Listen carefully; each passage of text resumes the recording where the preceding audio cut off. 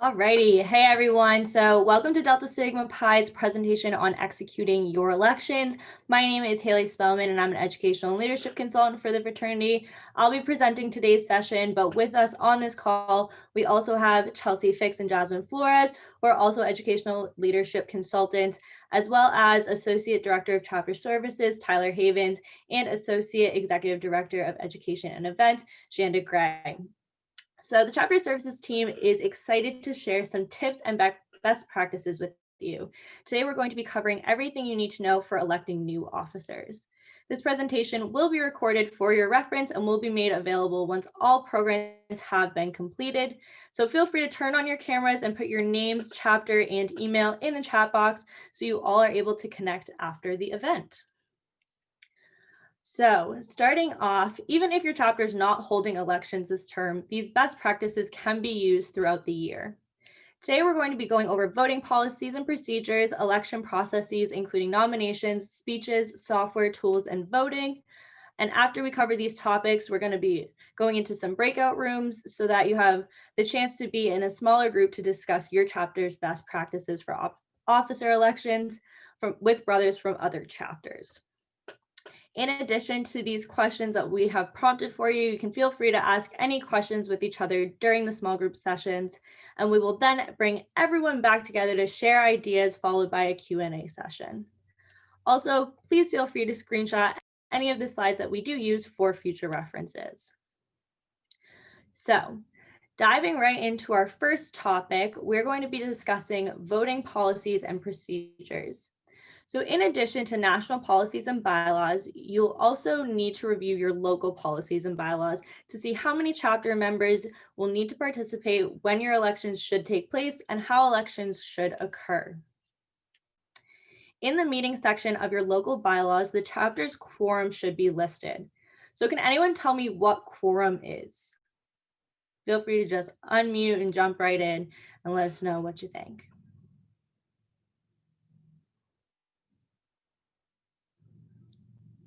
Anyone have any idea? The number of members that must be present in order to hold a vote. Yes, awesome. So quorum is the minimum number of members who need to be present to make the proceedings of that meeting valid. So it's how many people you do need in the meeting to make the vote count. Thank you so much, Riley, for chiming in and letting us know. Absolutely killed it. So your chapter's quorum must be between 1/3 and 51% of members in good standing in your chapter. Does anyone know what their chapter's quorum is? So it does vary from chapter to chapter, but does anyone know off the top of their head what their chapter's quorum is? I'm pretty sure mine is 17, like members. Okay, 17 members. Awesome. How many members do you have in your chapter? Right now we have like 36. Okay, so just under that 50%. Awesome. Cool. Anyone else know what their quorum is?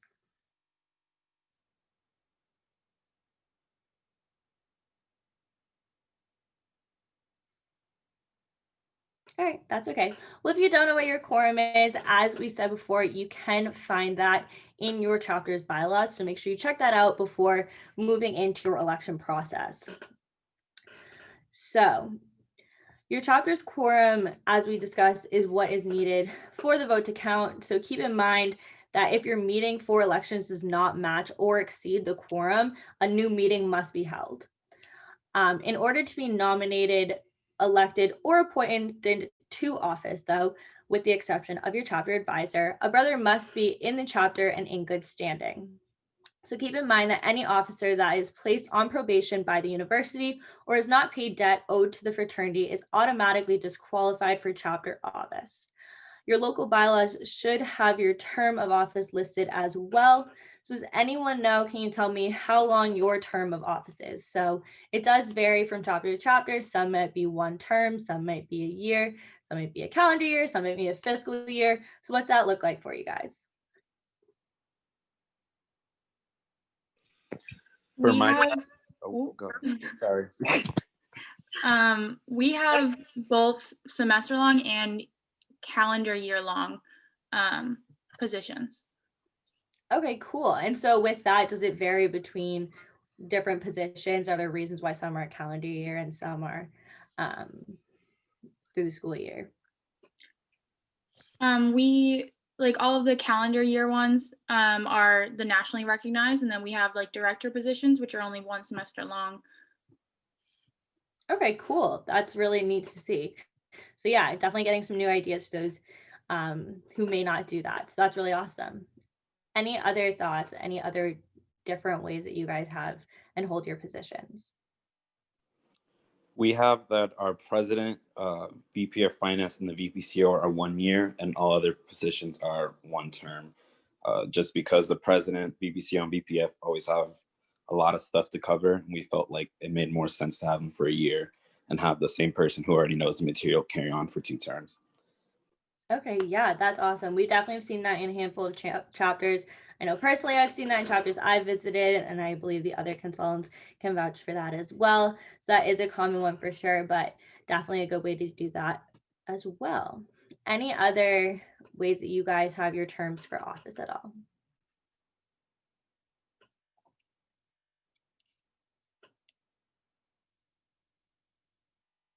Okay, cool. So we're going to move right along and we're going to talk about nominations. So something to keep in mind is once the floor for nominations is open, it's important and always beneficial to discuss the responsibilities of each officer position or to discuss the position in the chapter meetings leading up to nominations. So to nominate an individual for an executive committee position over a video call or in person, you're simply going to say, I nominate so-and-so once the position has been brought up for nominations. Remember, self-nominations are also permitted, so you are able to do that if you do want to run for a position and have not been nominated. Also, be sure to keep track of who is nominated for which position. This can be done through a Google document or sheet, an Excel sheet, Word document, or other preferred method. And also be sure to share who is nominated with the chapter. These nominations can be shared through email or posted on Facebook or posted in the chapter's group chat, whatever your form of communication is. And the chapter should be notified of the date, time, and place of elections at least 10 days prior to the day of the elections. So following nominations, we're going to go into candidate speeches. So now that you have a better idea of the policies surrounding elections, you can start executing them. Any brother in good standing can be nominated for any position. If you're holding live speeches while one candidate is speaking, the others should be placed into a breakout room. If these speeches have been pre-recorded, though, there's no need to do this. However, candidates should leave the Zoom call and go into a breakout room once the Q&A sessions do begin. Keep in mind that there should be a set time frame for each individual speech. This normally averages out to 2 or 3 minutes per candidate based on different positions and different chapters, but you should allow for a short questioning period after each speech does take place. Keep in mind that if one question is asked to one candidate, it should be asked to all candidates for that position.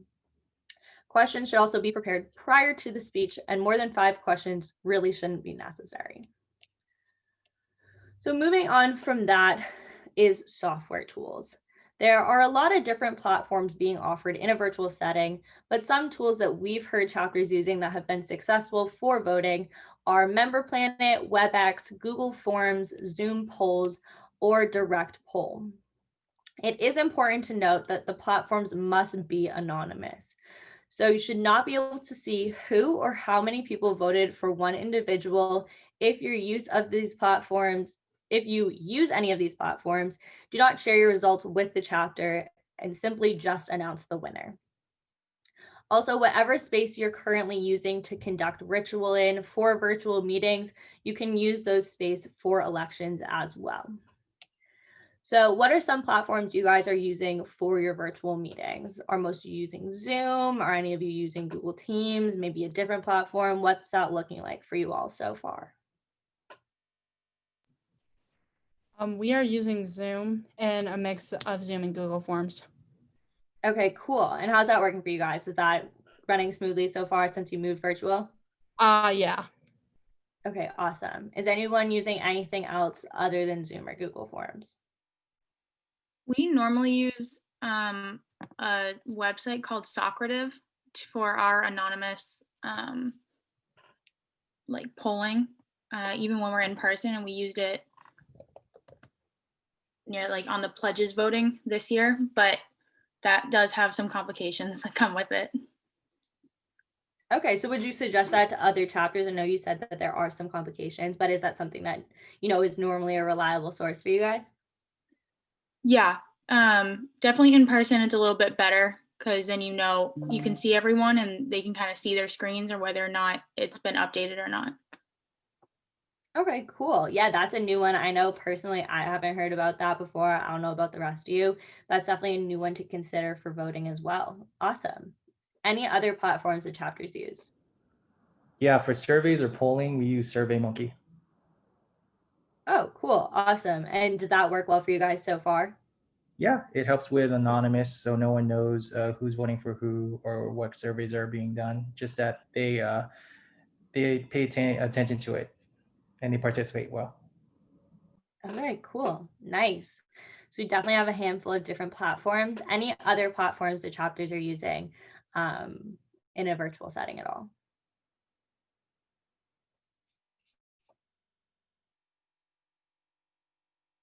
Okay, cool. Then we will move on to the voting process. So once the voting process takes place, Chelsea, if you just want to switch the slide for me quickly. Thank you. So once the voting process does take place, the first set of officers that are going to be elected, and it's going to happen in this order, which is the order of succession. It's going to be a president, senior vice president, VP pledge education, VP finance, VP chapter ops, chancellor, VP professional activities, VP community service, VP scholarship and awards, and then VP alumni relations, followed by the chapter advisor. So chapters may also choose to elect other officers and chair positions during this time, but they should not come before the nationally recognized officers. So again, they should be taking place after those 5 nationally recognized officers, as well as the chapter advisor. It's also important to keep in mind that names and addresses of all officers must be reported to the central office within 7 days of their election or appointment. And keep in mind that only officers listed in the hub, so those 10 nationally recognized officers plus the chapter advisor, will be receiving notifications from the central office. So once voting for the chapter officers takes place, the member receiving a majority of the total votes cast in the office in question shall be declared elected. So the person that receives the most votes is the person that's going to be elected for that position. All right, so moving on a little bit, we are going to break you guys out into some breakout rooms so that you can have discussions with one another about what your processes look like for elections. And so we ask that you guys discuss these 3 questions, but as I said earlier, you can discuss other questions as well as they come up. So the first question being, how does your chapter plan to conduct voting? What platform are you planning to use to count votes? And what is your biggest concern with the upcoming election? So again, feel free to turn your cameras on if you don't have them on, just so we can see everyone who is here. This is really just a time for you guys to share your ideas of what was discussed in the breakout rooms. I know in the breakout room I was in, there were definitely a bunch of great ideas that were being shared. I know a lot of notes were being taken. But yeah, if anyone would like to just go ahead and share any ideas that they, thought was good, things that they want to bring back to the chapter, anything like that, now is your time to do so and share with the group.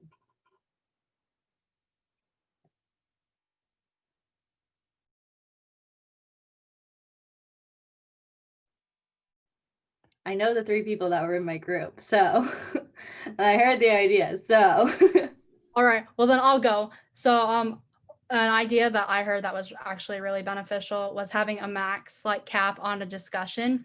I know last year in our in-person one, our president's election, I think lasted 45 minutes just for that office. And that was so long and draining on everyone. And we still had 17 more offices to go. So I think that really helped. And they even said the new impressing points too, to go ahead and be to end the discussion and kind of bring it back to really quick. So I liked that idea. Yeah, awesome. Thank you for sharing. That is definitely a great idea for sure. Cool. Other ideas that anyone has? And like, don't be afraid to share. I thought the idea of using the poll on Zoom was a good idea, because since most of us are using Zoom anyway for our chapter meetings, and it's still anonymous.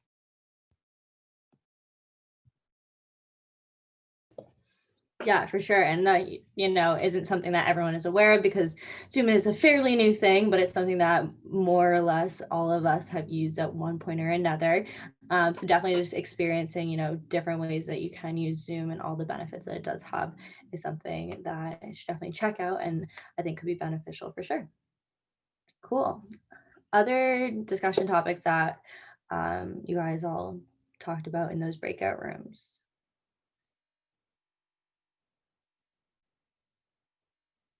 Don't be afraid to share. We're all here to learn more about voting and elections. I Yeah. guess Oh, sorry. Go ahead. I was just gonna share a concern that I guess me and me and someone else both shared. It was trying to motivate our brothers to run out for officer positions with the whole virtual environment. Just people aren't as motivated as they once were to just run out and be an officer.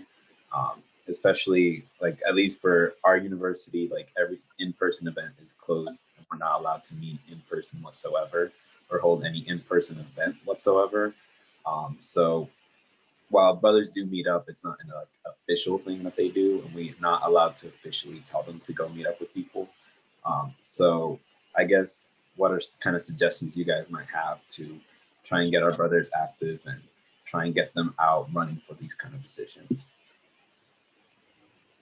I know that, oh, sorry, Kaylee, go ahead. Okay. I was going to say what our chapter did is that we start like in our chapter and we let them know like, hey, like elections are coming up. You can shadow us to kind of let them know.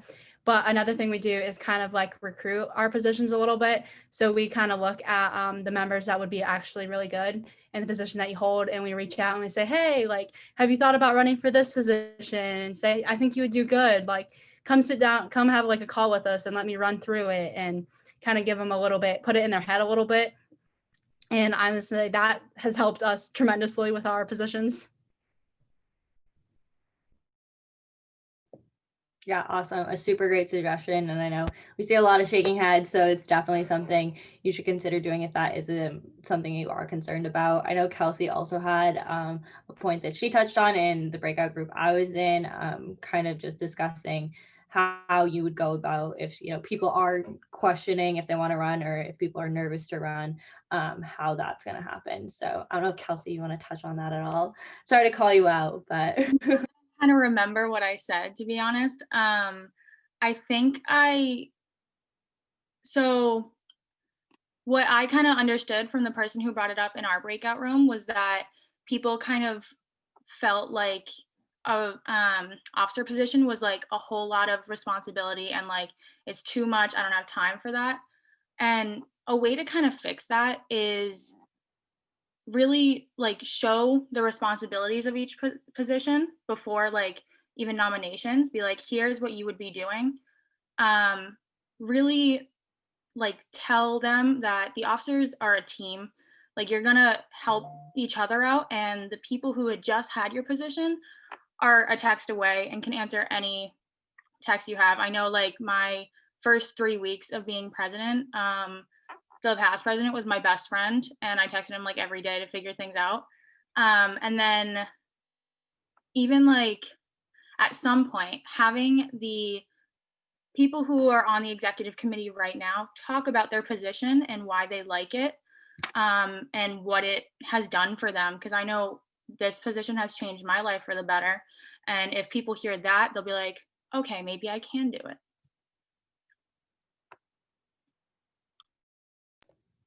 yeah, awesome. Thank you. Sorry to put you on the spot. Another thing you can do as well, kind of going off of that, is like giving a breakdown of how much time you're really investing in the position. I think a lot of people are worried that, it's going to be super time consuming, but I see most of you are holding positions, and I'm sure, as you know, some weeks may be more than others, but it's not like super overwhelming where it's not something that you can't handle.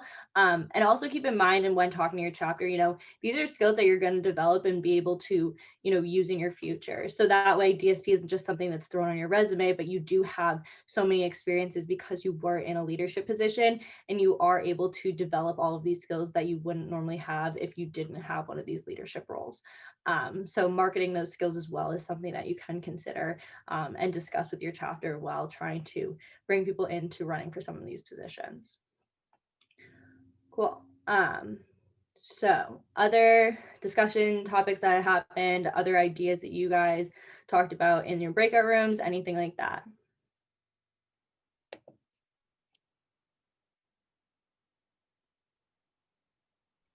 The biggest concern of mine, sorry to talk again, but the biggest concern of mine is how long it's going to take.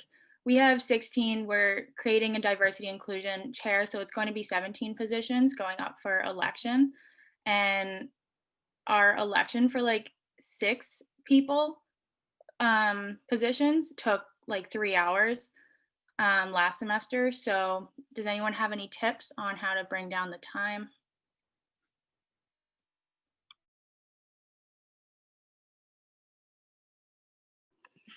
I actually have something. This year for us, we are electing, I think, 12 officers, at least this upcoming at the end of the semester, and we're actually splitting elections into 2 days, just because we had the same situation where in the past we'd be up till like 1 a.m. electing and voting officers. So this year we are splitting our elections, and that way we have more time for our last GBM where like we do like our senior goodbyes and stuff. So we are holding our elections 2 weeks before our last GBM. So that's a suggestion I have.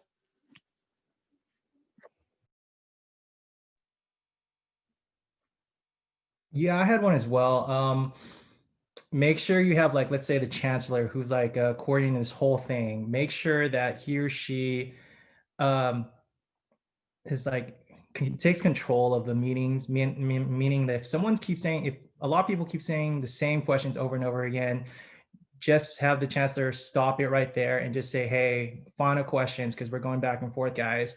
That's it. Because like a lot of people say the same thing during these meetings. Like they keep going around and around it. So there has to be like some final says, really, just to keep on track of the time as well.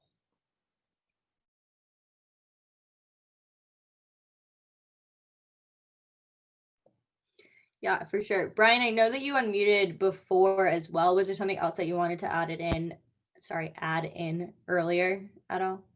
Oh no, it was actually the same question. The guys from my same group too. He said the same question. Okay, gotcha. Just wanted to check. Chelsea, I see you're unmuted. Someone in my group earlier had a really good suggestion for this. I can't remember who said it, but would one of you like to talk about what your recommendation was for this?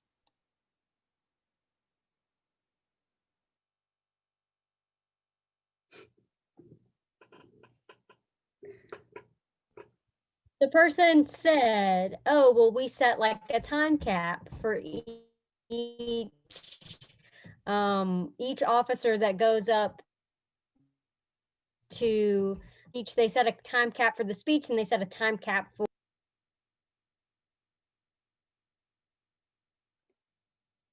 All right, Chelsea, you glitched out a little bit and you muted yourself before you stopped talking, but I'm assuming you're saying set a time cap for both the speeches and the discussions. Okay, cool. Yeah, definitely. Yeah, that's what I'm gonna do as well. Another thing you can do is if someone is running unopposed, you can do voting by acclamation. And with that, if someone does second it, then that automatically unanimously votes them into that position. So instead of having to go through the entire process of casting votes and everything like that. Another thing you can keep in mind is with chair positions, if you didn't want to vote on those, you can appoint them instead of elect them. So that's something that you can do as well. and something to keep in mind to kind of cut down some of that time. Yeah, cool. Other than that, any other topics that were discussed you guys want to talk about, any other concerns? And then also just kind of gonna open it up to questions as well that we can answer for you guys. So myself, we also have 2 other consultants on the call that are here to help. So any questions, other topics that were discussed, or concerns of anything that was discussed in those breakout sessions? I have a question. So like, how would we go about saying like the vote by acclamation? So like setting that up rather than just like casting the votes. I just spilled something over. I unmuted to handle this, Haley. So the way voting by acclamation works is somebody would have to make the motion that if somebody can sense, and it needs to be a general member, if a general member can sense that after speeches and everything like that, the membership is pretty much going to say, yeah, this is the person we want. Somebody can make the motion to vote by acclamation. And if another member seconds that motion, essentially everybody starts clapping unless there's somebody that is opposed to that. So they would make the motion to vote by acclamation. The chancellor would ask, is there a second? If there is a second, that's fantastic. Then the chancellor asks, is anyone opposed? If even one person is opposed, you need to cast votes. But if the chancellor sees that no one is opposed, then that person would be approved by acclamation. Thank you. Little Robert's Rules of Order education going on.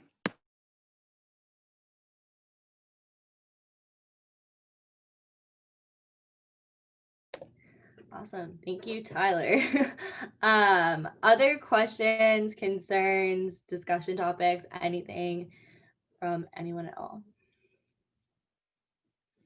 And again, we're here to help you guys as much as possible, so definitely don't hesitate if you do have any questions.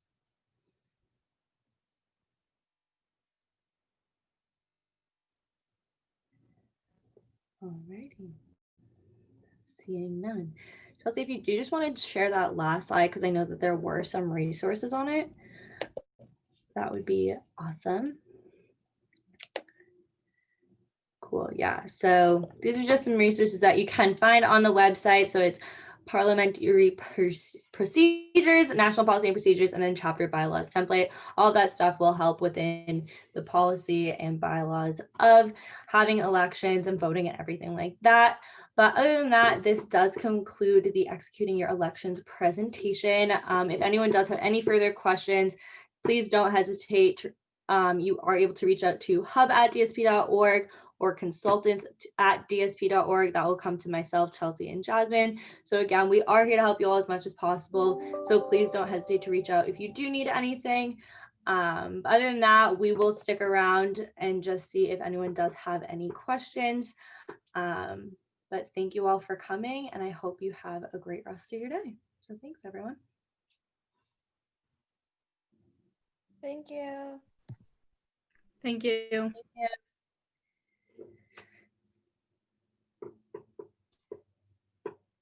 I actually had a question. Yeah, of course. I was wondering where to find the photos for initiation. I couldn't find them on the hub. Yeah, so let me just see if I can pull that up real quick, and I will send that link to you. Oh, amazing. Thank you. Of course. Shoot.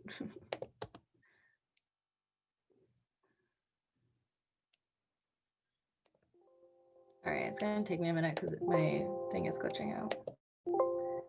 No worries. I got you, Haley.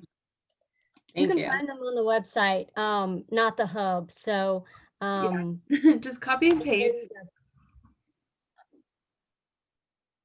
So Thank you. you. Okay, never mind. Awesome. Thanks, Jasmine. Mine like wasn't working. It like logged me out of the logout, and I was like, okay. Cool. Other questions at all from Anyone else? Yeah, sorry, I just remembered one of my questions. So how the process works is that the senior vice president makes up the nominations for candidates, and after the elections are done, that's when they go put the new now elected people. They make a list and send it to central office. So you will have nominations like with your chapter. So anyone is able to nominate anyone in your chapter as long as your chapter members are in good standing. So it's not just the SVP that like makes the nominations list. It's anyone in the chapter is able to nominate anyone. And then once all of the elections take place, your VPCO can go into the hub and update the entire officer roster, and you'll put in all the new information of the elected officers. Okay, so everything's put into their hub, so there's no we don't have to email like central office on anything like that. It's already going to be displayed on the hub for you guys to see. Yep. So you'll just go into the hub, or the VPCL will go into the hub, go on the officers tab, and then on the right-hand side of like each name, you can click on it and put in a new officer. And then once we go in, we'll be able to see all the updated officers. Oh, cool. Yeah, I thought it was like my responsibility for the whole thing. Nope. You are all set for that one. Right, teamwork, go. All right, thank you very much, guys. Awesome. Thanks. Have a great rest of your day. You too. Thanks. Bye. Ow, I just like popped my knee inside.